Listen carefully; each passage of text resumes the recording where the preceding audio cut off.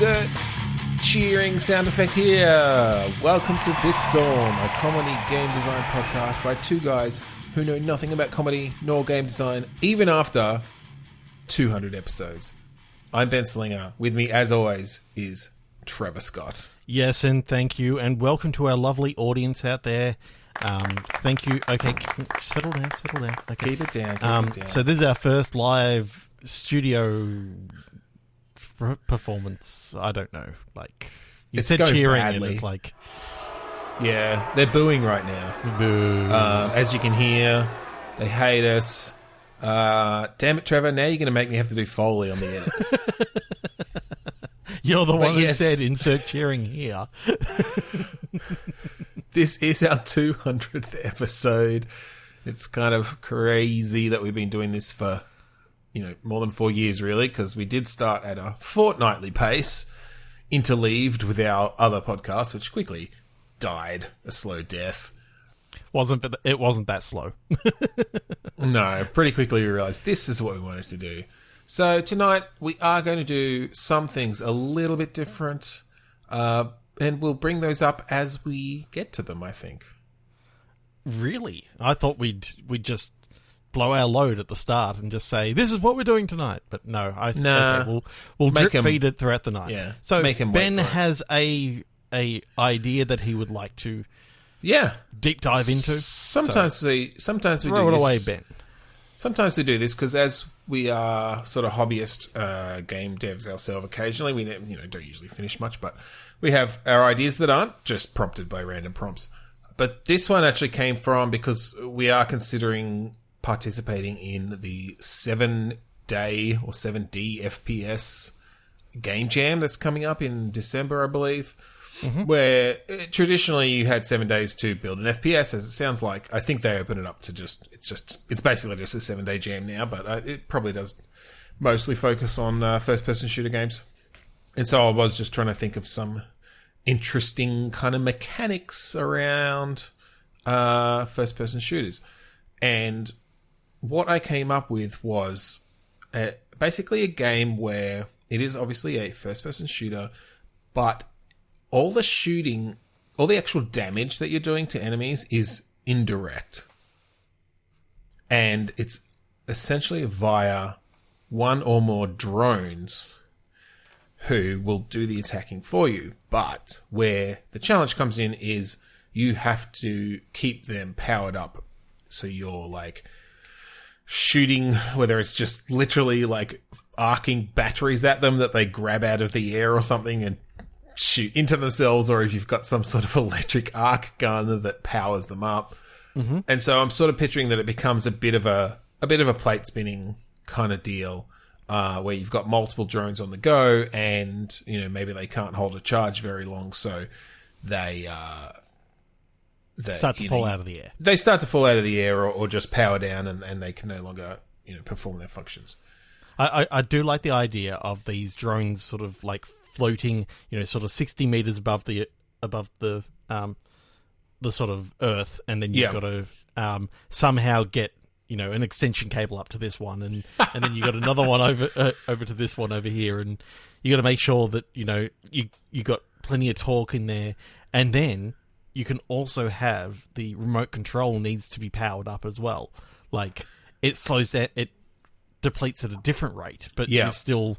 Like, if you don't have the remote control going, then you can't control how they're all going in the air. Okay, right? See, there's some interesting things I hadn't thought of. You could actually, I know you kind of said it as a bit of a joke, but actually having an extension cord to them with some, like, cable physics and stuff, like, for one, that very much clearly indicates their maximum range. And so as you go along, you could, like, upgrade your power cord, like essentially you get an extra extension cord and plug it in. Or, I mean, that lets you mix and match as well, in that maybe you've got, say, 3 different drones. Because I'm kind of thinking there's like a gunner drone, which is a standard kind of, machine gun, sort of fast-paced gun. Yep. Rapid fire. A support drone. Some sort of support or healing drone, which can maybe heal you and or repair the other drones. And then something else, whether it's like some sort of buffs and debuffs or something, like and maybe it depends on, again, how you sort of I kind of like the idea that the other one is just an Amazon drone. If you need new batteries, you send it off to go I mean, that's not a bad idea either. There are a lot of things I feel you could do with this. It's like, get down to the local Tandy and pick me up some batteries. Okay. Tandy! Oh my god, I can't believe you pulled Tandy out. That's Find awesome. it, Radio Shack. That's for our American listeners. No, but by the same company. I feel like there's a lot you could do. And so on the moment-to-moment gameplay, you could do it in a variety of different ways. Like, if you've just got sort of an electrical arc gun, it could just be, okay, it's got a certain range, so you've got to, like, go over, your gunner drone's running low, you've got to go and charge them up, and you have to basically hold it on to them. And so you may be having to dodge enemies at the same time, they're charging at you, you've got to strafe out of the way and keep your aim good to keep that thing charged up. Or I wonder if there's actually a bit of like resource scavenging to do as you're going through this world, where you're having to like create these batteries out of resources you find in the world or something, or create different things, upgrades and power. I do like the idea of you've got, high tech stuff at the start, and then as you go through and as things sort of break down, by the end of the game, you've got like a huge Tesla coil running out of your backpack, and it's like arcing electricity up to the drone. I do like that, actually. That's cool. It's in that, you're having to scavenge parts to like replace an upgrade, and so you're building this low tech or at least like scavenged together, MacGyvered together stuff on top of the like state of the art drone control system you stole from the government or whatever the story is. Yeah. Speaking of the story, though, one of the things I actually thought could be really cool, again, if this was to be turned into a full game, was that each of these, you could really have these drones have personality. Like, I think these drones have AI and voice lines and dialogue as you go through this game, to the point that, like, maybe you don't even meet anyone else. This is almost you're trying to get these things home or back to your home or something, and maybe they're antagonistic to begin with, but they have to follow their programming, and over the course of the game, they end up liking your character and you become friends with them. Or I don't know, like, I just feel like almost in a Portal 2 way with the, you've got fucking Wheatley or whatever, and that there are these things that you have throughout the whole game that, just really have personality and are talking to you, and very distinct personalities. Could be really cool. Yes. And I do like the idea of it not being instant that they have the personality. It's sort of like you tap into them as you... Maybe they're just basic drones at the very start, but then when you break into the government facility and you get the new remote control, that's where it sort of sends like a virus across to them, and they actually start like talking to you. Yeah, it's like, or even as you upgrade them with your own like thrown together stuff, that gives them more of a personality than just the standard government drone. There's just something about like seeing this drone with his personality, but it's kind of like one of those sort of, I don't know, the cool guy, so he's got like the glasses on, like the shades and all this sort of stuff. And it's basically you get to do some like customization through adding different bits and pieces. And definitely, I fucking love the idea of having it be customized. Yeah, and it modifies the personality just slightly, but then when one of the drone's blades breaks off and all you've got is like an aluminum can, so you sort of cut out a really dodgy propeller and you just stick it on, and it's like it's got Pepsi on the top. And I don't know, I feel like there's a lot you could do there, and I love the idea of customizing them, whether that affects their stats or not, but essentially having hats and accessories for them. I love the idea of you didn't get, like, you've given your gunner drone 3 extension cords so they can go really high up and get a good distance, but you didn't charge them well enough, and so they're falling out of the sky and just screaming at you like, fuck, man, you gotta charge me, oh my god, I gotta fall. Like as it hits the ground. And just like getting shitty at you when you haven't charged them well enough and stuff. Yeah, I think that would be really fucking fun. And yeah, I hadn't thought of it previously, but the resource management... the solar panel just got bird shit on it. It's not charging me up anymore. Yeah. I had to bring it up. No, and I feel like even the because I'm thinking now, okay, you've got them all plugged into this thing, and yes, I like the idea that maybe you have to keep the main unit charged as well. Well, because actually we're talking about extension cords, but if they're always on extension cords, then what are you? You're not shooting things to charge them. But maybe you can let them off the extension cord, and then you're having to like remote charge them. Or the other thing is like, yeah, maybe your sort of main unit. I'm almost thinking, because you and I and some friends have been playing a lot of Deep Rock Galactic, but the mule in that sort of follows you around. That maybe the unit they're all connected to is sort of like the mule, where it can walk by itself, but it has to stand still to put out its solar panels and get a charge. Or maybe like if you're underground or whatever, there are like, it has to fucking plug into the wall for a while. And so that'll often be an area where you really have to defend and make sure you're keeping all your drones charged or whatever else. I kind of like the idea of one of the drones, maybe the support drone, is kind of scared of combat, so he keeps on like, hiding behind stuff and not wanting to come out if there's any combat around. Yet you know that if there's like lots of damage on the gunner, then you need to be able to coax him out somehow.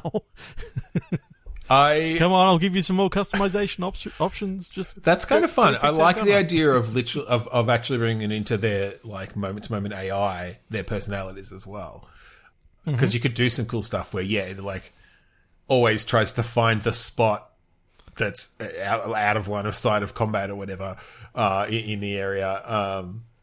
But the problem is he's also his controller's based on IR, which means that he needs to be in line of sight. Just to complicate things, you have to set up mirrors and stuff.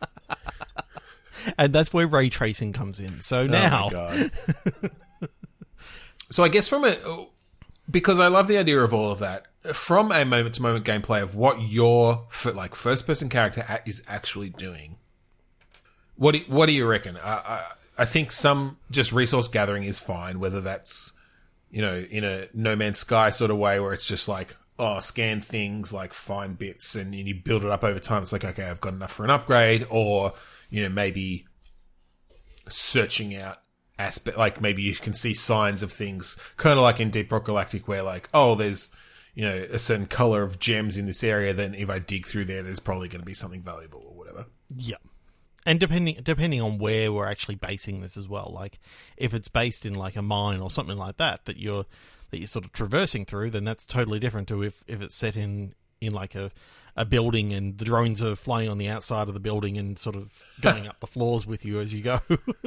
I was thinking more just over sort of a general on land over across islands or something, and you've got a landmass that you're traveling. Kind of like a Far Cry, Far Cry, where you got lots of different little islands and maybe some indoorsy stuff that you have to go through, but then you're going through jungles and shit.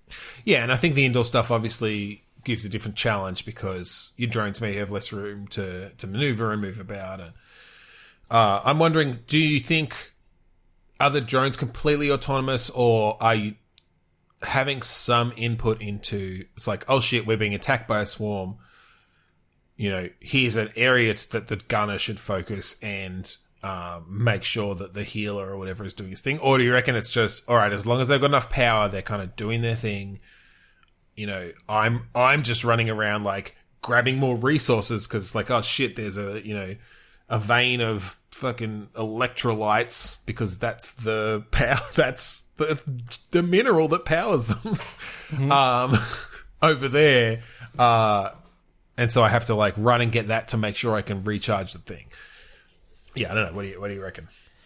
Yeah, I do like that idea. I'm kind of thinking of it almost like a Star Wars Knights of the Old Republic, where you've got the different...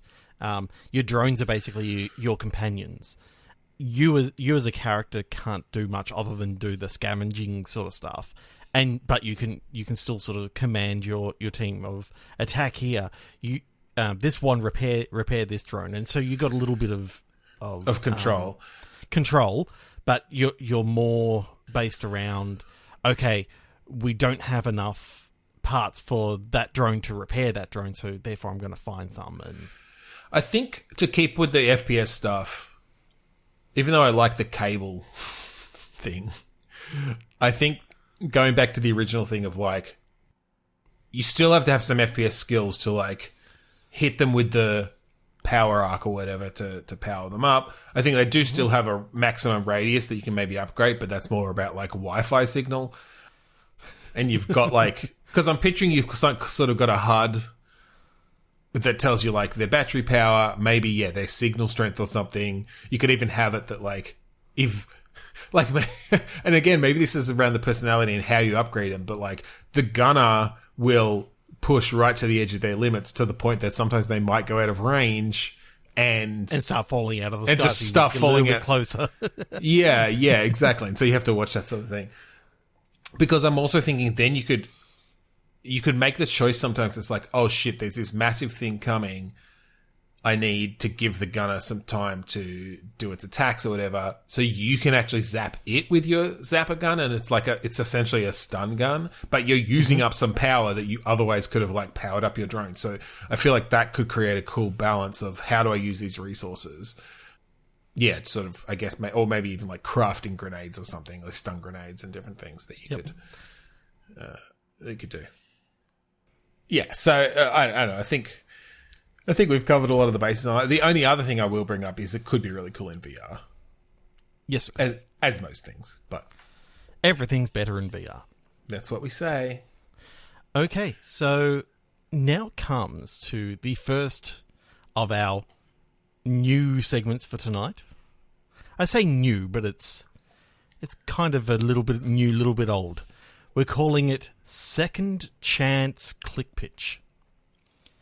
So what we're actually doing is we're going back to our very first episode of Bitstorm, and we're going to take those prompts, and we're going to try and come up with a different game design.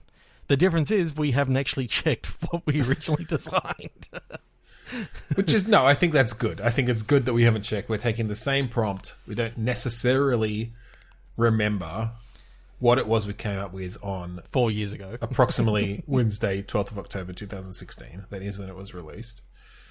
It was a better time. Pre-Trump presidency. Just pre-Trump. Just. Jeez, that's kind of scary. Like the world that we were in at the time. But anyway. Our first one for tonight is minimum distance. Minimum distance. Okay.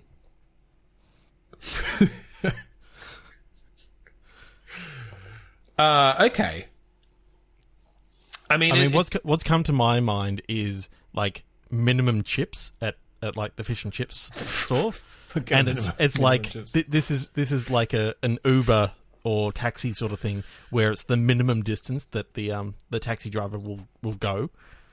Okay. Yeah, well, I was going to say, it definitely brings to mind just like sort of circles of influence or circles of effect or something, right? So that's fine. Like minimum distance around traveling is an interesting thing. Is this around... Do you play the Uber driver and you're trying to like get fares that are going to be easy? Yes, but there's a minimum. If they're too close, you've got to get to the minimum distance. But you've also got to try and give the customer the best for their money. So you've got to try and plot a route that you're going to actually get back to their place with as close to that minimum distance as possible. Is this just an Uber game, essentially, like a crazy taxi-esque thing, but it's less around getting somewhere in a time limit and more around being getting somewhere in a distance. Super efficient with your distance, and which means you have to be aware enough of the space that, like, you look at your map, it's like, okay, there are 7 fares that I could take, and it's about choosing the chain of those where it's like, well, this one's going to take me within, X distance of this next one. Oh, I've got a good idea. Okay. You know how much effective distance these people have got, and you're running on empty. So your fuel gauge is what's actually determining how many Ks you've got left. And you've got to plot out to get all these people back, and still, because you don't have the money to buy your next tank of fuel. So the idea is that so you have to make enough money. You make enough money. I kind of like that, because that's almost a checkpoint system there of, like, every time you go over the amount that you need for your next tank of petrol, you can pull into the you get to continue. But you have to take into account the distance from the end of your last fare to a petrol station, the gas station, and they've all got different, and the petrol costs different amounts at all the petrol stations. So I think the game starts and you essentially on empty. I don't think you've got an exact amount of kilometers. I think this is. I think it's procedural. Well, no, okay, yes, I think that maybe the levels are procedural, but I mean, you don't. All you have is the gauge sitting there on E, and you have to learn over time how far below E you can go before you run out. Like, you don't have a gauge that says you have, 57 kilometers that you can still travel. I do like the idea that when the light comes on, you know that in game terms you've only got 3 kilometers left, sort of thing. Yeah, I think you'd obviously have to create some consistency around that. But yes, it's much more. And look, that also gives you the opportunity as a game designer to fudge things a bit if you need to. There's just something about, rather than being in like a third person or something like that, the games of old that I still remember is having so much fun in a game like RC Pro-Am or something like that, and just driving a car from a top-down sort of view and pulling over. You can zoom out and see more of the map and still driving the car, and kind of a GTA 1 or 2 sort of view as well, like a top-down. Okay, that's interesting. I was almost thinking it could be fun from a first-person view, because then you've got the actual, the fuel gauge right in your eye. The fuel gauge right there. Peripheral. You're looking on your GPS that's in its little stand in the middle. It could even be good as a VR game. Yeah, because then you're looking in your revision mirror to see your person in the back, and even though it's in the past, according to our users, in the future, on the 3rd of October, Star Wars Squadrons is coming out, and it's going to be fully VR and all this sort of stuff. I can't wait. I'm sure I'm loving it. Future Trevor is absolutely loving it. Just like the X-Wing and TIE Fighter games of old, everything's going to be sort of viewable in the cockpit. So all your heads-up display is actually controls in the cockpit. So I do like that idea. Pretty sure there's a word for that, and I'm not sure what it is, but yeah. Yeah, I do like that idea of a VR game having to be the Uber driver, but in this case, we're not, trying to service our clients with, food out of the glove box or anything like that. This is purely just a distance game. Yeah, essentially. It's like, okay. So I guess where the challenge comes in is you've got your GPS, so you can put in the shortest route between 2 points. Mm-hmm. I wonder if you can do some different options to avoid you go traffic. Through someone's backyard, and that's how you carve off a little bit of time. Yes, definitely. No, I like that. I like that idea, and I wonder if that brings in is there a negative it's a risk for that? Versus reward? Yes. I like the idea that Uber can, or whatever the name of it in this particular game is, they can track the damage that you've done, and that comes out of your pay packet. And so, when it comes out of your pay pack, I'm talking about, it's like a percentage that comes out of your fare and that sort of stuff.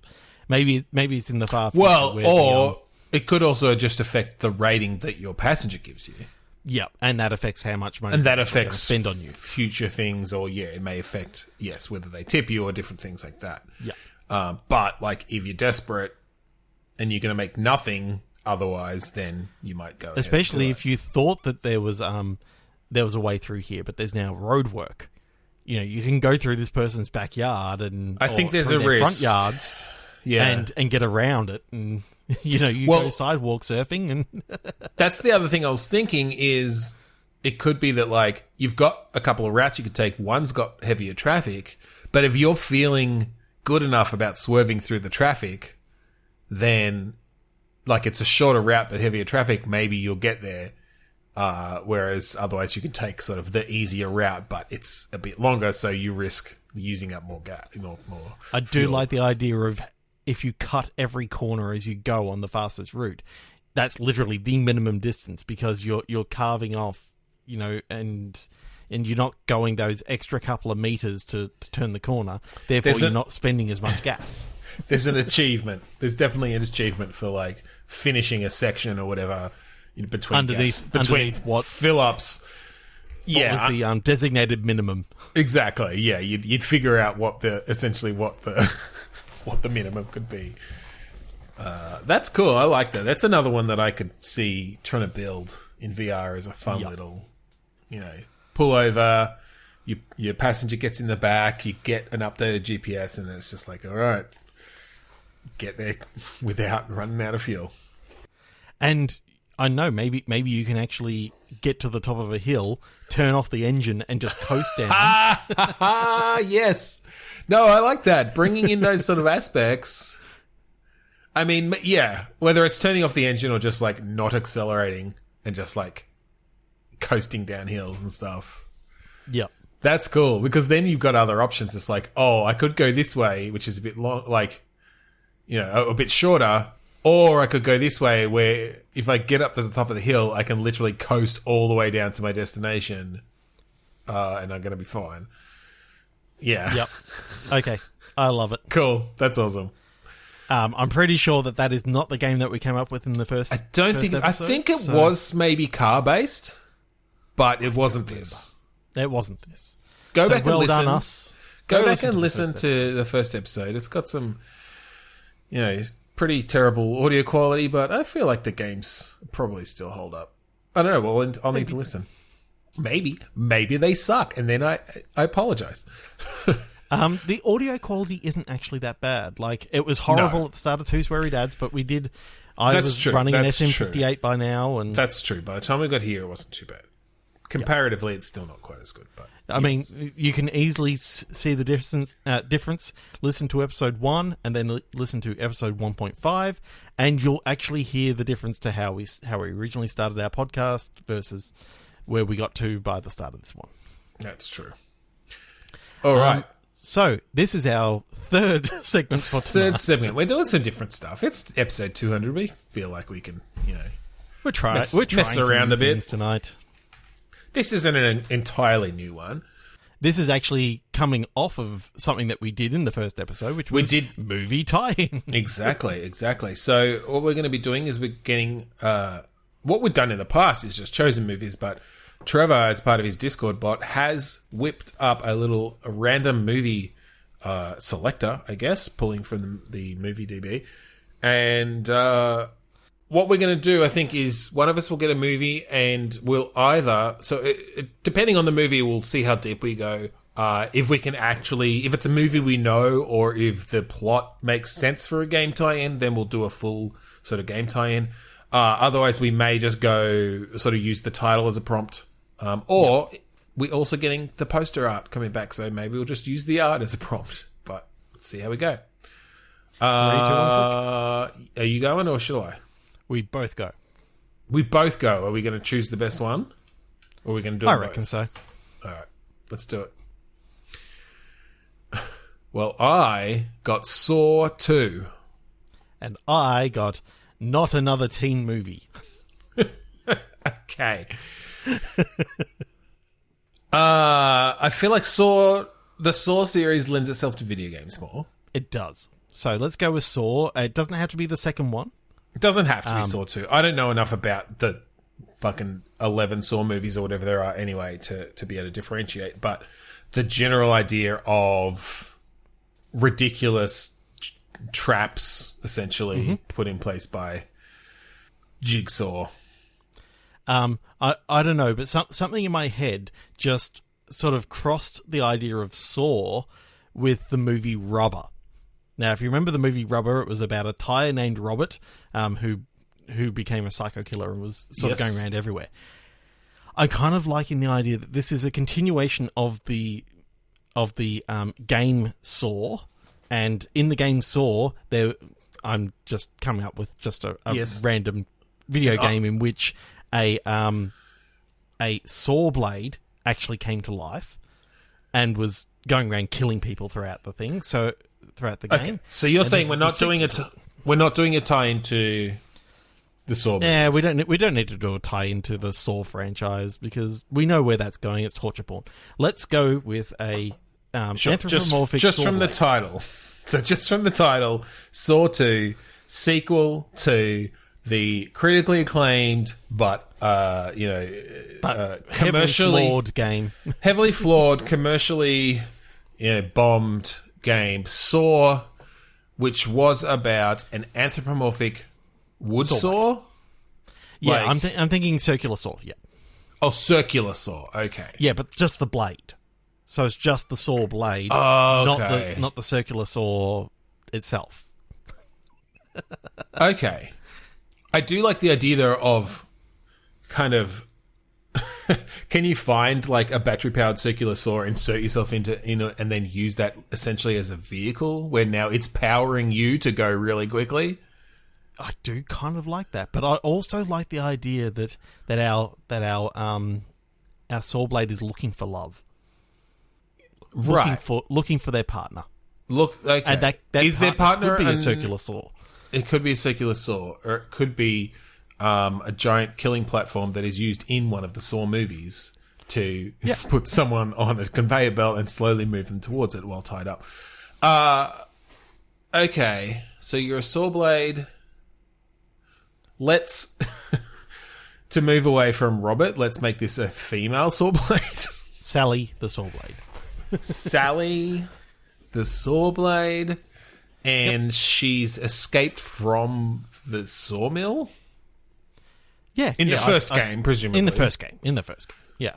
And so at the end of the first game, she was left in a barn to rust. Basically, okay, give me a synopsis of sort of the plot of the first game. She escapes from the sawmill. She escapes her captors. It's kind of like a Limbo-esque sort of game, but with a lot of blood. So it's basically her rolling, and as she's rolling down hills and stuff, she manages to like cut some of her enemies in half. Yeah, but also, she's just trying to get away. She can launch herself out every now and again, and sort of stick into wood to like climb up barns and all this sort of stuff. And I'm sort of picturing this as a cross between Goat Simulator, Rock of Ages, where you're kind of rolling yourself down the hill. So like it's a lot of finding hills to go down, and like Sonic the Hedgehog. Like I just love the idea of Sonic the Hedgehog like powering himself up, zooming forward, and then just like splattering blood everywhere as he like just bisects. Oh my god, my arm! Green Hill Zone, and then you finish it. You finish it Red as Hill like Zone. Red Hills. And Tails is now just known as Tail. Yeah. Unfortunately, got a bit too close. Yeah. Okay. I love it. This is just a pure platforming game. It's just like Sonic the Hedgehog, except it's with lots of blood.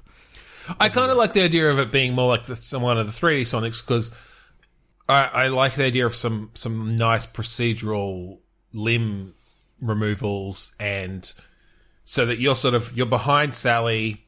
Oh, that's so the boss battles, isn't it? Like as she rolls down the hill, you're going for the arteries and all this sort of stuff on the farmer. Yeah. You're having to like hit the weak spots for sure. and in a fleshy body, I mean, there's so many weak spots. There's so many weak spots when it comes to a saw blade attacking a fleshy human body. Oh, but later enemies have like, you know, medieval armor and stuff, but you know that there's like those spots underneath the armpit and all that sort of stuff that you can then it's a very like wait for your spot. They you know go to do an overhead swing. It's like, okay, zoom in there. Ooh, I'm just imagining blunting yourself on metal, because obviously you're made for cutting through wood and that sort of stuff. And so you hit the metal and like you're having to then find yourself a grindstone to actually sharpen yourself back up again. I was going to say, there's definitely a mechanic around how sharp you are. And I wonder if do you think there are ways to sharpen yourself on the way though? Like, can you like take a corner on an asphalt road and that'll like sharpen the side of you really? Like concrete, limestone. Just all those limestone roads that are everywhere. Yeah. Totally. I'm thinking, you know, it's when you're going through the mine that you can sort of jump up onto the side. You like grind the mine level would be interesting because the mine carts will not hold you very well, especially if you start spinning. Doing the Sonic. Well, I'm not sure you can stop spinning. No, I'm talking about if you're in a minecart, then you kind of, you know, you can be sort of still. But if you start up a Sally spin, you know, you're gonna start cutting through the bottom of the. I don't know. I kind of like the idea that you're always like anything wood, you just will cut through at any point, and so you get to that mine level, and it's like, oh yeah, great, a minecart level. You like bounce yourself into the minecart and just bisect it. You just cut it in two. And it's like, oh, fuck, that's not going to work. And then the rest of it is like you actually have to like lodge yourself in the train tracks and like zoom down rails. Yeah, but you got to be very careful because all those wood trusses and all that sort of stuff that, you know, hold the mine together. You cut through the wrong one of those and you've got that'd be awesome for set pieces. Like I'm picturing a level going through a mine where it's like, okay, well, the only way here is to grind this minecart rail, but there's a there's a truss that's close and the whole mine has to collapse behind you because you just chop down the wooden truss. Like, that's cool. There's just... I'd love to see a 3D platform in which you play, you know, a very kindly saw blade. Oh, she doesn't mean to hurt anyone. No, it's just her nature. And, you know, she didn't mean to bisect that deer long ways. I don't think... You know what's interesting is I don't think we've ever used the word bisect on this show, and I think we've just used it 2 or 3 times. It's great. I'm not complaining. No, I like that a lot. I think I love the idea that you're just sort of getting this monologue as you go. Like, she's talking as she like kills people. She's like, "Oh, sorry. Get out of my way. I'm a saw blade." But she's thinking it. She doesn't have any way of vocalizing these things, and people are running away from her, and all she's trying to do is find her love. Yeah. And her love happens to be like the first ever log that she bisected. Wait, I'm not sure. I mean, I guess that's a star-crossed lover situation where a saw blade loves a log. So that's fine. That's cool. Yeah. Liam the log. I'm not going to yuck anyone's yums. Yeah. If a saw blade wants to fuck a log, fine. Okay, 3, 2, 1, click. Or whatever we're doing. What are we doing next? Should we go back to our next click pitch? Well, second chance click pitch. Second chance click pitch. Yeah, we can do that. Do you want to do the same episode? Same episode. All right. Elevator killing. Yep. And then we did get a second word because we couldn't think of anything good with elevator killing, but we won't go with that yet because we can actually come up with something for elevator killing. How did we not come up with anything for elevator killing? It was our first episode, I guess. But I've got this idea of it's basically Hitman, but all the kills have to occur in an elevator. Now, how many different kills can you have in an elevator? You can cut the cable from above. You can get in there as like as like a delivery guy and then inject someone with poison. You can basically, every kill has to occur in an elevator because that's what the client wants. I feel like that's very similar either to another game we did or to the game we ended up coming up with. It sounds very familiar. My thought was, is this kind of like Spy Party? But it's all in elevators. Now, I don't know if... so for those who don't know, Spy Party is a game where one person is a spy in a party. They've got a bunch of missions to do. The other person is a sniper. They've got a view where they can kind of go all the way around the party.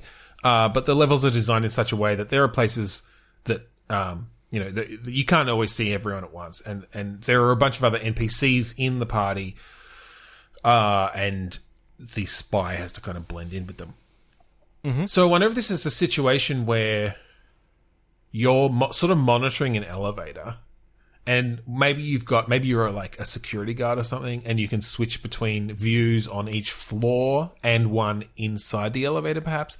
And so you're having to do sort of analysis around like who's getting out on what floor, and then maybe someone dies. Someone dies, and it's like, okay, from what I've known. So it could even be that you're going back through security tapes or something.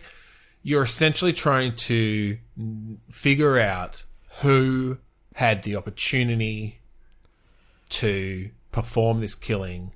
Like, it could be a delayed thing. It was like they injected them with a poison. And so you find out, okay, like it must have happened within 5 minutes of the death, right? And so it's like, okay, the death was at this time. So I got to go back, figure out who was in the elevator with who, sort of thing. I do like the idea of going with your idea about the video cameras and that sort of stuff. Yep.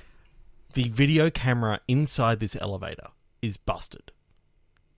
So the only thing that you've got is basically all the other video cameras that sort of are on, showing all the hallways, and on each floor you have a camera that can see into the elevator when it opens. Yep. On basically, a dead body is being found inside the elevator, and you now have to actually go and sort of trace back who got, where did this lady get on, on what floor, and can you work out who actually killed this person? Okay, yeah, I like that. I like that you can't see inside the elevator because, yes, sort of essentially start either. Oh, look, this person killed them, and they got in there through this floor. Like, I saw it on the camera. Well, I guess it comes down because however way you do it, it can't be a direct killing. Like, it can't be someone slit their throat because, one, either they're the only two people in the elevator and one person gets out, or two, there are other people in there who saw them. So I think it does have to be some sort of delay. I'm not sure whether you need necessarily the multiplayer aspect of it. It could be this could be a fun, like, murder mystery single player game. I was actually thinking it made more sense to be single player. Yes. Yeah. I don't think this is you have to play someone who rides up and down in the elevator waiting to kill someone while the other person watches. No, I think this is a level starts, whether it starts at the death and then you're going back through, like you've essentially generated the different comings and goings on the elevator, or you watch for a while and then you can scrub back and forth. I kind of like the idea that you've also got like a log of sensors that you can see that a sensor was triggered in the air vents at this time, and when you match it up with the times, it's like, oh no, that wouldn't make sense because the elevator was on this floor at this stage and never went down to that floor. And I wonder if you could do. I'm picturing some sort of interface where you can kind of link different events. So you've got the footage, and then you've got maybe like, such and such's key card was swiped on, floor 5 or penthouse. Yeah, and so you might be able to see, oh, well, I know that person wasn't there at that time because I've got them on camera in the elevator. So now follow that person, find where someone could have stolen their keycard, right? And then you're narrowing down the suspects in that way to see, who it could have been. So it doesn't even for some reason necessarily have to I'm be sort of killing. thinking, why hasn't this sort of idea been done before? Like, I really want to, play with these security cameras and try to trace back, even if it's an adventure game sort of thing where there's literally it's just one solution scripted. There's one solution. It's a cheap sort of experience in which you just. I think that could be a really cool single play experience for sure, because then you've got the opportunity to flesh out characters a bit and have some dialogue and stuff. Yeah, craft a story around. Just because this seems to be the way it goes, it doesn't actually mean that this is the person who you thought actually died could turn out to be, this is not Mrs. Phelps. This is actually, one of the waitresses from downstairs in disguise as Mrs. Phelps, and Mrs. Phelps is right. Actually, you essentially end up uncovering a whole conspiracy of crime that's been happening in your hotel or whatever, or apartment building, that you are the security guard for. Because I like that idea. Then, if it is sort of a more scripted narrative thing, that at certain points, once you've solved a certain puzzle, it's someone comes with some more evidence, and it's like a recording from their doorbell, their video doorbell or something, and so you're essentially then you've got more evidence of where people were at certain times, and maybe that provides an alibi for someone or something. That's cool. Yeah, I feel like you could really do. I feel like I say this for every game. You could really do some cool stuff with that. That you could. No, that's awesome. I feel like this is one of those nights where every game we come up with is I could make that. That'd be easy. Here's how we do it. Okay, so let's go for another movie. Let's go for another movie. Hit that button.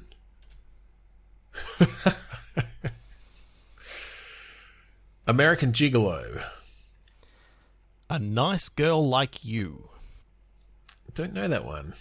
No. I don't know American Gigolo either, but I have heard of it. No, neither do I. Okay, you go through your synopsis. Julian makes a lucrative living as an escort to older women in the Los Angeles area. He begins a relationship with Michelle, a local politician's wife, without expecting any pay. One of his clients is murdered, and Detective Sunday begins pumping him for details. That's an interesting use of word. On his different clients, something he's reluctant to do considering the nature of his work. Julian begins to suspect he's being framed. Meanwhile, Michelle begins to fall in love with him. Ooh, that's kind of cool. Yeah, that is. Lucy Neal is thrown for a loop when she is accused of being too inhibited by her ex-boyfriend. In an effort to prove him wrong, Lucy creates a rather wild to-do list that sends her on a whirlwind and surprising journey of self-discovery, friendship, and new love. Okay. I mean, those both have some sort of narrative potential. Yeah.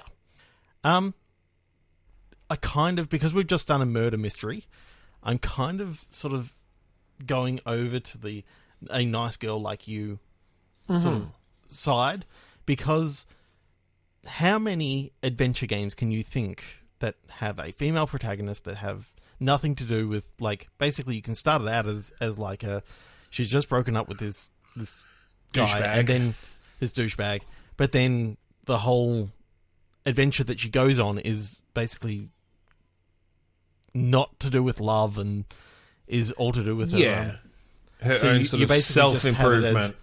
It's all self-improvement. It's all, she learns new things about herself, and then you forget about the new love, or the new love could actually be cooking, or it could be, traveling, or something like that. Yeah, I like that. A bit of a kind of eat, pray, lovey situation, but less kind of pretentious. That's cool.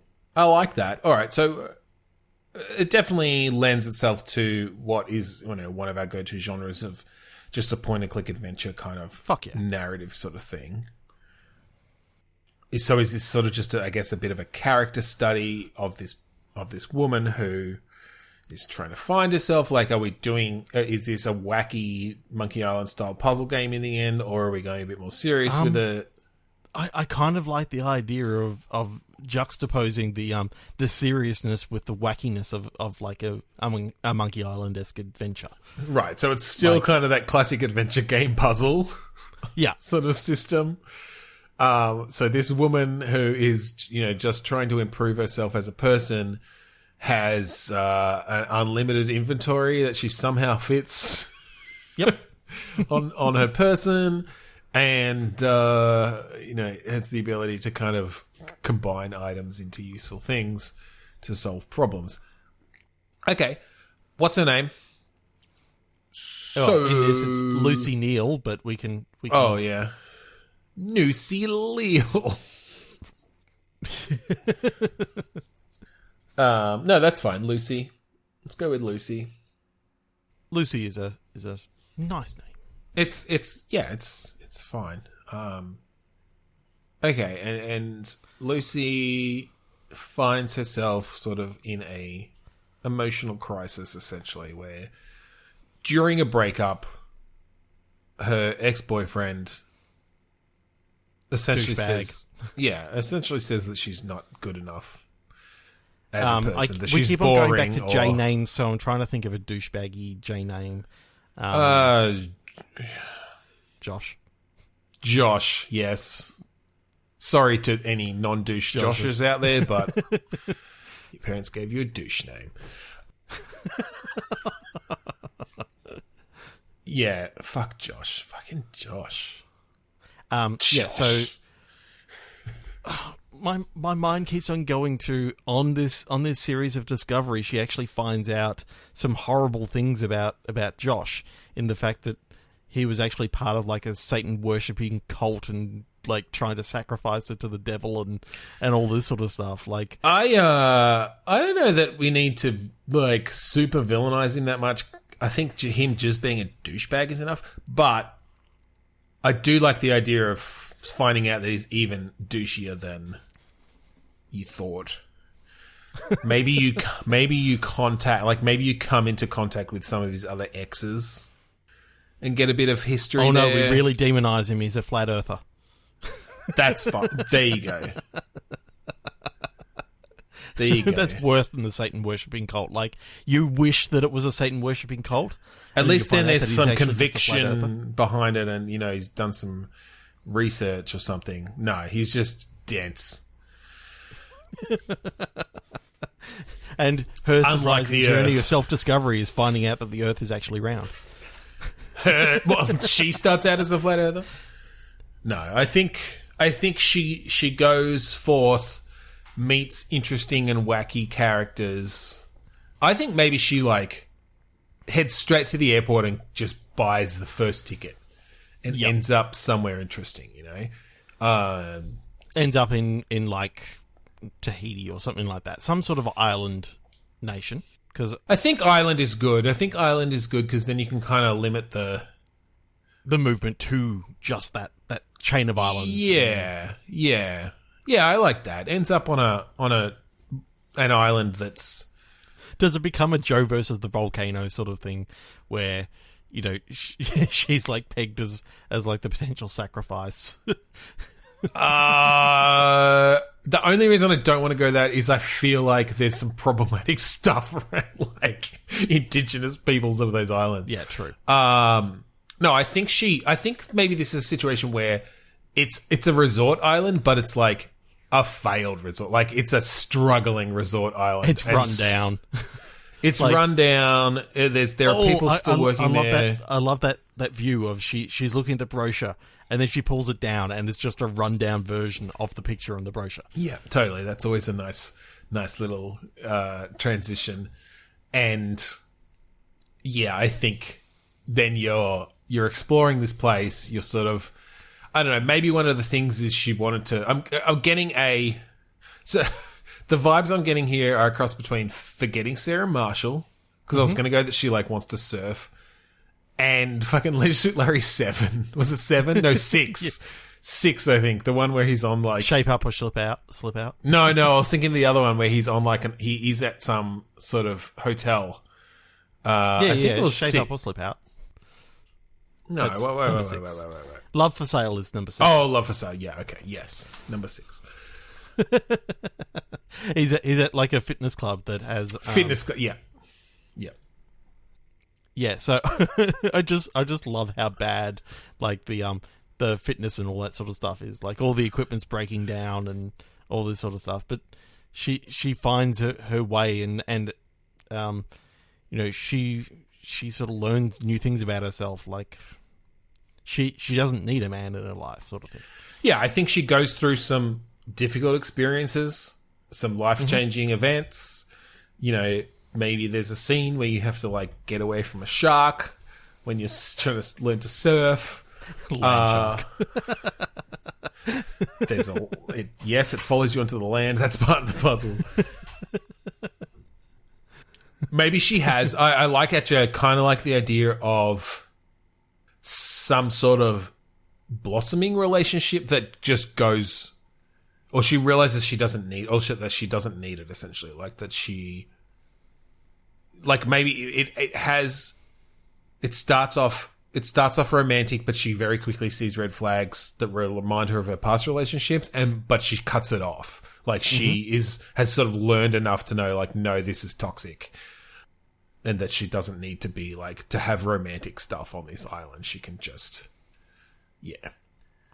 I don't want to go too deep into the whole like, empowering women finding themselves tropes, but obviously there's some interesting stuff there, and women should be empowered. Well, maybe the self-discovery is that she, on this island, she finds a clone of herself. She finds a clone of herself and falls in love. It turns into that movie with Ewan McGregor, The Island. It turns out that that the whole time she was just being bred for organs. Well, the clone on the island was.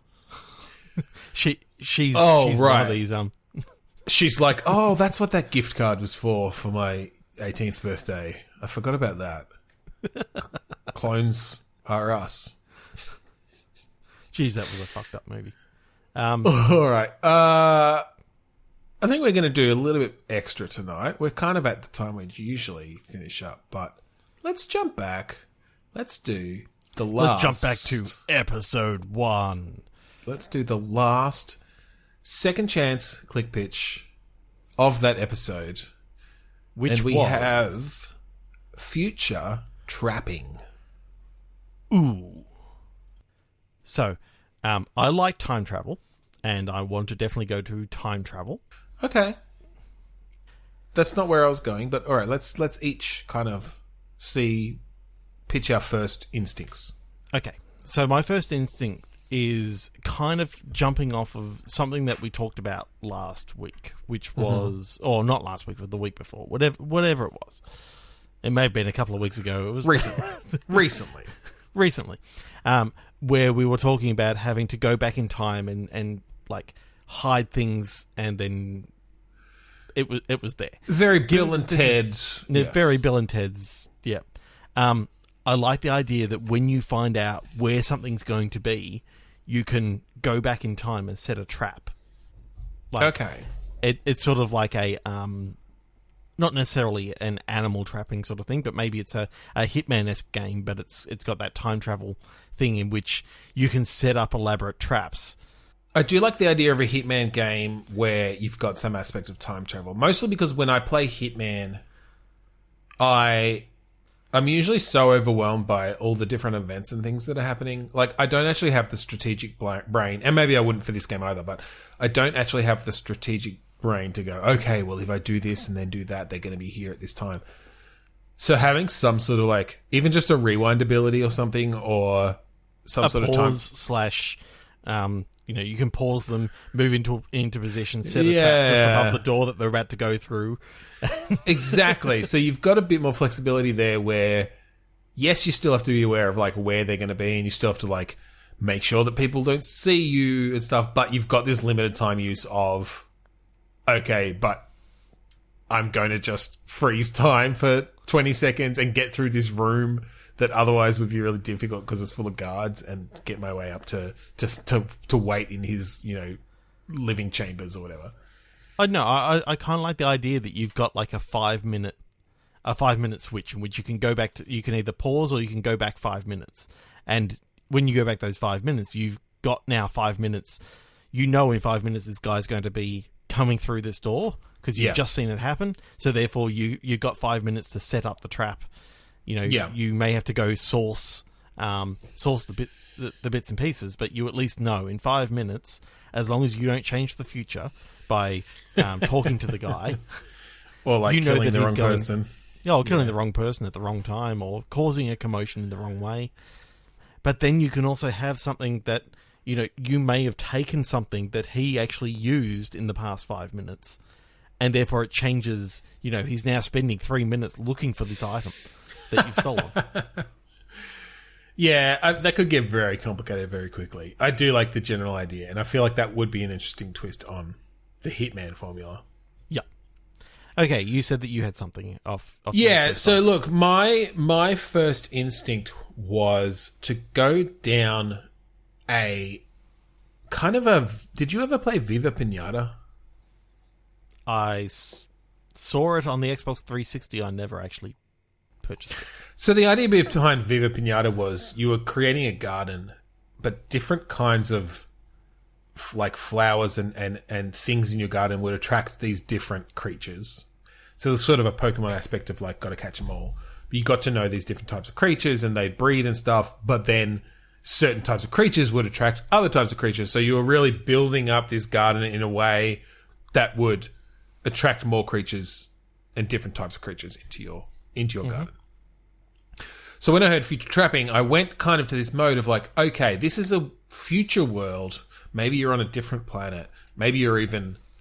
I think essentially you're like a poacher/farmer on a colonized planet.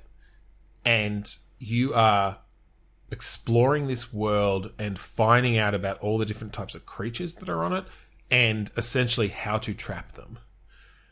And then you bring them back to your farm and you're keeping them there. And so you get this, I'm thinking you sort of get this gameplay loop of like, okay, well, the first things are like these larvae that grow on the trees. Mm-hmm. And they're easy. You literally just go up and grab them. But then you find out that like, oh, but these like pterodactyl-like bird creatures, I can use these as bait. And if I build, you know, a fucking, you know, lasso trap or whatever, then I'll be able to capture them. And then they lay a certain type of egg, which hatches into, or whatever, like I can use the resources from that egg, or like this snake-type creature will try to eat those eggs, and so if I put that in like a snare trap, or a box trap or something, then I'll be able to capture this. And so it's sort of building up your whole, for one, your knowledge of all of the fauna, I guess, of this world. At the same time as farming them and keeping, you know, you need 3 of those pterodactyl-like birds to keep yourself in eggs because they have a variety of uses or whatever. And then you need to use one of them as a can opener, and they say, it's a living. Yeah, exactly. The birds, yes. You start using the birds for, like, dishwashing and stuff. I just like the idea that basically you remember something about like the Flintstones and how they used all the animals to like be all their instruments. So therefore, you're also going to be doing the same thing. I'm fine with that. House. You can automation with essentially animals. Yes, like automate your farm based on these different creatures that you've managed to capture and train. That's fine. I like that. You've got like, you know, the big kind of elephant-ish creature with a long tail, and you start just like training it to go up and down your fields to lay your seed lines or whatever to fucking plow it. But you have to capture them first. You got to build your way up to that. So, with the bigger enemies, is there like Monster Hunter-esque expeditions that you got to go out on that you're like? I think so. These enemies? I think what you want to end up with is essentially that scene from Jurassic Park: The Lost World, where they're like driving all the jeeps and herding the creatures, and like they've got the long fucking lassos on sticks and the cattle prods, and and guns and stuff. And so, yeah, but you need to know that, like, okay, well, I'm only going to be able to capture, that fucking, fast turtle creature that I found. Compared to the slow hare. Yeah, exactly. Which isn't actually anything like a rabbit. It's just covered in really long hair. It's like kind of like Cousin It. Yeah, and it's really, really slow. But it's really slow. But the thing is, like, its hairs are venomous, so you have to have gloves made from the skin of the fast turtle, or something, or of its predator, essentially. Well, I'm thinking the fast turtle is the predator of the slow hare. Sure, yeah. The only way to catch a fast turtle is to get on a jeep with a hook and essentially like grab it around its neck. Covered in like the skin of the medium speed tortoise, because as we know, the tortoise is the enemy of the turtle. Yeah, and then the turtle is just hates everyone. Is just a character from D&D, and he actually talks and then we call him Kevin, and we pushed him over. And then the Squirtle.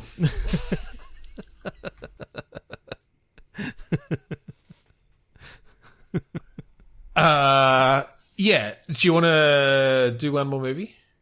Or do you want to let's do one more movie. One more movie. Episode 200, extra long, extra segments. My movie, the original Halloween. My movie, the somewhat animated Titan AE. Okay, I actually haven't seen... I don't know if I've seen any of the Halloween movies. Really? Yeah.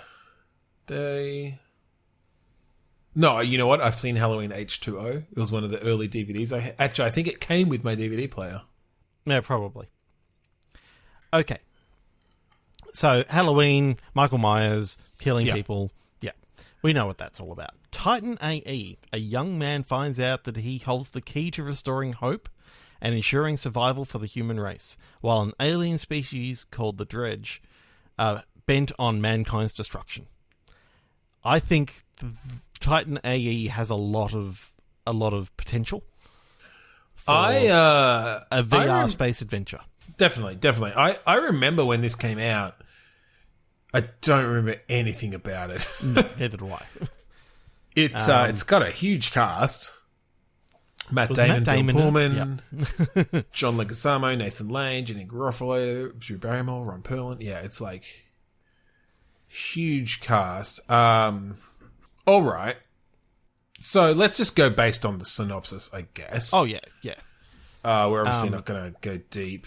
So basically it's an alien invasion, an alien attack movie.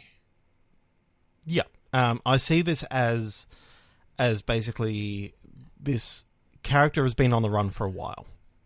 So it's almost an unreliable narrator sort of idea. He's been on the run for a while. He and his baby sister. Okay, that's cool. I'm liking the idea of a VR adventure, like you said, with essentially a companion character, baby sister. What age are you thinking of baby sister? Like 8?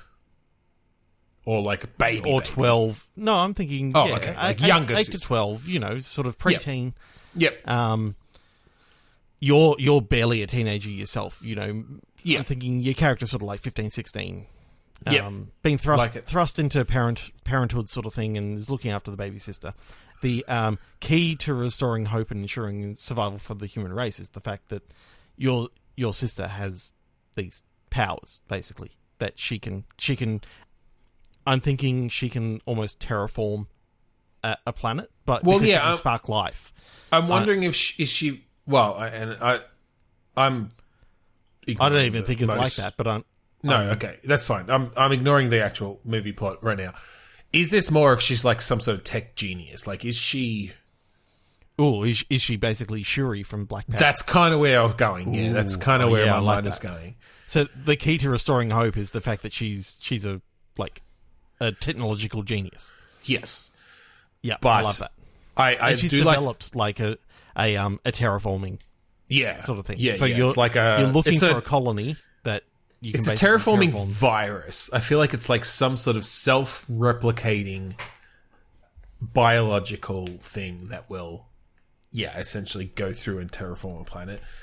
Okay, the reason why the Dredger are actually going after this boy and girl is because they unwittingly have tried using this terraforming virus before on the Dredger's homeworld.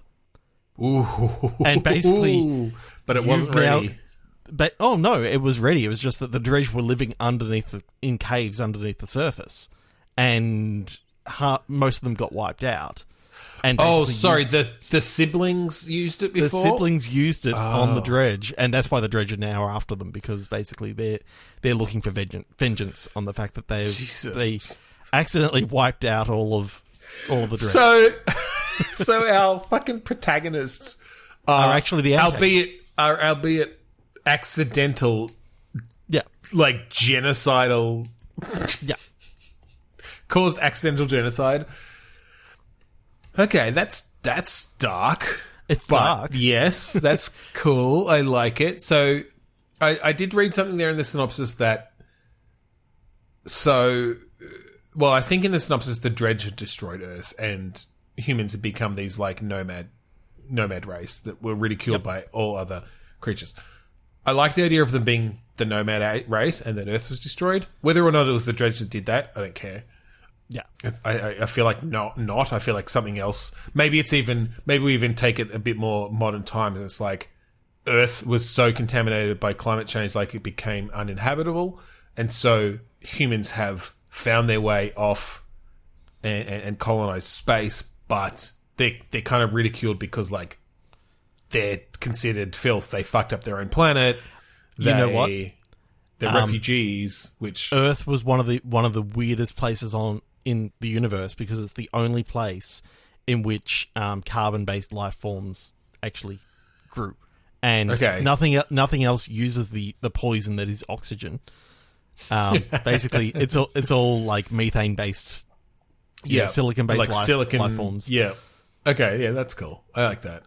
So basically, and so then that makes sense that they changed this planet into they terraformed it into an oxygen atmosphere.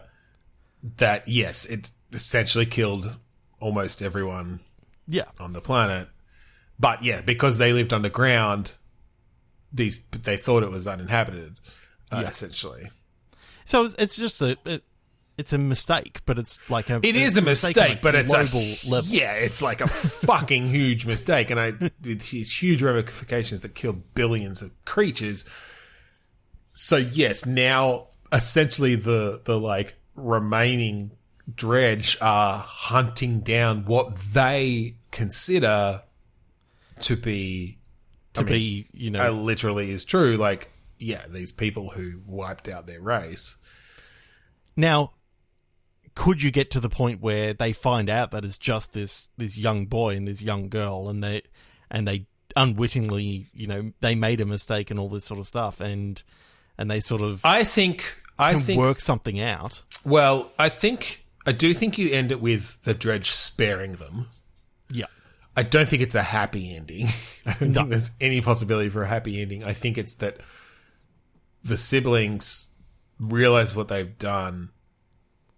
They're like obviously racked with guilt and maybe just like dedicate themselves to maybe the Dredge, helping them now. Sort of find them a new planet.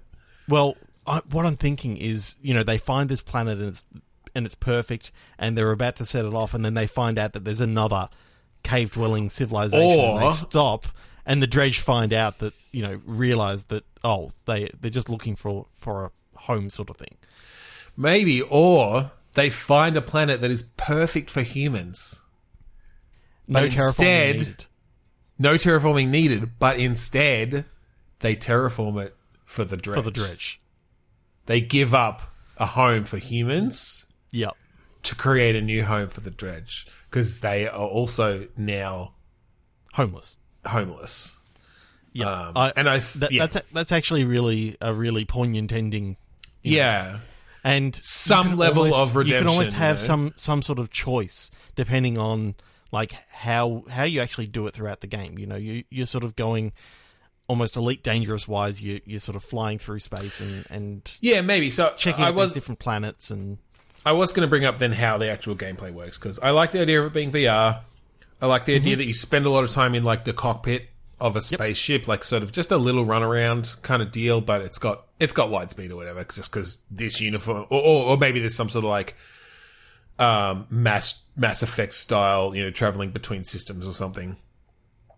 I'd love it if they come across like a mining ship, you know, sort of got a colony of humans on board, and they're sort of, they make mention of, oh, you're the McIntyre cousins. Oh, you're the McIntyre. You're the McIntyres. Kids. Oh, you know, we don't want to have anything to do with you, and they send them off, and you know they sort of get. That's where you sort of realise that something's not quite right, and they're kind of well known throughout all of humanity and all that sort of stuff, and there's seen as like, you know, not nice people. Well, and I think it's known that the Dredge are after them. Yeah. As well, and so people don't want to associate with them because they're worried that, you know, if we've got the McIntyres along on our, you know, caravan between different systems or whatever, then the chances that we'll get attacked by the Dredge are tenfold. Yeah. So yeah, I'm thinking from a gameplay point of view. Like I said, it's very much mostly set in the cockpit of this ship, where, you know, you'll have people hailing you, and you have conversations and dialogue trees and stuff. You'll have dialogue between your sister and you, who is like kind of wandering around the ship at different times. I think it's fairly linear. Can you send down, like, if you need, you know, certain resources and that sort of stuff, can you send down like a lander to a planet and it goes and collects resources for you? Or, I mean, again, I think it depends on how systems based we make this versus narrative, and what your sort of missions are essentially. Like, if you're talking about it being mostly cockpit based, are you having like, is there like fucking dogfighting and stuff? Is this like a TIE fighter situation where, you know, you've got, and I feel like no, actually, that was just something I was bringing up. I was just thinking about Space Quest 3 there, and I'm going, yeah, it just didn't fit in there. So, well, I'm just trying to figure out what the challenge is then, because like, otherwise we're essentially like, where's the gameplay? Otherwise, like, I think so far this would make a really cool VR story, visual novel sort of thing, interactive story. I mean, maybe that's all it is. Yeah. I do like the idea of there being, you know, a lot more interactions with colonies of humans along the way and all that sort of stuff. And you basically, when you realise that the second that they find out that you're the McIntyres, they don't want to talk to you at all or anything like that. They sort of shun you away from them. But if you can come in there and say, oh yeah, we're just the Smiths, and, you know, you get away with it, sort of thing. Yeah, it would come down to the writing as to how well that would work. But yeah, that's true, actually. I could just see this as an interesting, essentially VR visual novel where you've got some dialogue and exposition that goes between you and your sister. You can still do VR stuff. Like, you still have some stuff in there, like you can fucking throw shit around and having to repair something on the ship, you know, like, or even just navigation and stuff. You're hitting buttons on the cockpit. You're like grabbing. You go down to the core, and you gotta take out the old core and put the new one in and repair the cores, balance them. Yeah, that could be cool. Just essentially sort of little VR interactions. They're almost not even game elements, but just to have something to do and to drive the story forward in different ways. And then you just find out this history and how the characters react. Yeah, I kind of like the idea that if the Dredge do actually come along while you're docked to this mining station or something like that, then you've got to try and hide while you know, conversations are going on, and, you know, you got to try and, you know, keep your face covered or something like that so that they don't see who you are. And yeah, you could throw in essentially different little mini games almost of just for that little section. And that's how you sort of find out the next part of the story, you know. Yeah. That's cool. But just, yeah, the idea of having different aliens that you're sort of conversing with as well as other humans. Well, that's it. I think then you're essentially creating a vehicle for the lore of this, you know, universe, the history of these siblings, and pushing this narrative forward of them finding some level of well, for one, finding out what they did, realizing what they did, and then finding some level of redemption at the end.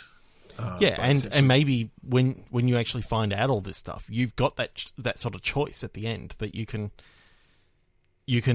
convert the virus into you know, doing something good for the Dredge, or you can basically create a home for humans and create a home for humans and realize that, hang on, you've met all these humans throughout the game, but you've barely met any Dredge. Like, basically, there's just one convoy of Dredge that are left. Well, maybe. I don't think you want to give the player that much reason to go one way or the other. I think there's a similar amount of Dredge versus human out there, and maybe you haven't come across the Dredge because they are a bit more secretive and they've kind of been like, you know, hiding out, or they've got maybe they're a bit like the what's in Mass Effect? What's Tali's? Is it Tali's? Yeah, I don't remember. Yeah. Anyway, like, where they're essentially a nomadic convoy of this huge fleet that's just traveling around because they've been displaced. And look, there's some very interesting stuff there around refugee, you know, politics around refugees and how they're handled, and both from the human side in this situation and the Dredge side. And yeah, I think there's a lot of cool writing that could happen there and be told in that format. Mm-hmm. Cool. Well, there you go. That's Titan AE retold. It's a VR story experience with extremely dark undertones. Yeah, jeez, that's deep. That fucking 12-year-old girl killed almost an entire civilization. Race. Genocide. Her name's Jenny. Jenny-side. Jenny McIntyre. Jenny McIntyre, but she committed genocide. Well, no, mate, the Dredge now want to commit genocide because of the genocide. The Jenny decided. But yeah, I do love that idea that she's, you know, this biological genius. You know, she can. Yeah, well, and just I think that creates fantastic drama that a 12-year-old accidentally wiped out an entire race of creatures. Like that's wild. But I'm kind of liking the idea that you, whatever your character's name is, are the one that actually hit the button. You know, she basically she was saying, like, they do a jump back in time, and she's saying, "Oh, I need to do more testing. I need to do more testing. We need to probe the planet to make sure that there's no other life." And he goes, "Nah," bang, and just hits the button. It's fine. Yeah, just do it. There's no one here. Look, it's desolate. Yeah. There's no signs of life. I love that. All right. Well, this was a extra long episode, so I hope you enjoyed it. But thank you again for joining us this week on Bitstorm. That was episode 200. We've done a lot of game designs in that time. So for those who, and we've forgotten most of them, as we couldn't even remember the first ones that we ever did. As we have demonstrated. But you know what? That just shows we'll never fucking run out. That's actually what we're going to do from now on. Next episode, we will go to episode 2 and redo the click pictures from that one. Blind reflection, because that's the only one. Yeah, I think it was just one. If you want to find all those previous 199 episodes, plus a few little extras here and there, online, if you somehow stumbled across episode 200, go to podchaser.com/bitstorm. All of the episodes are there.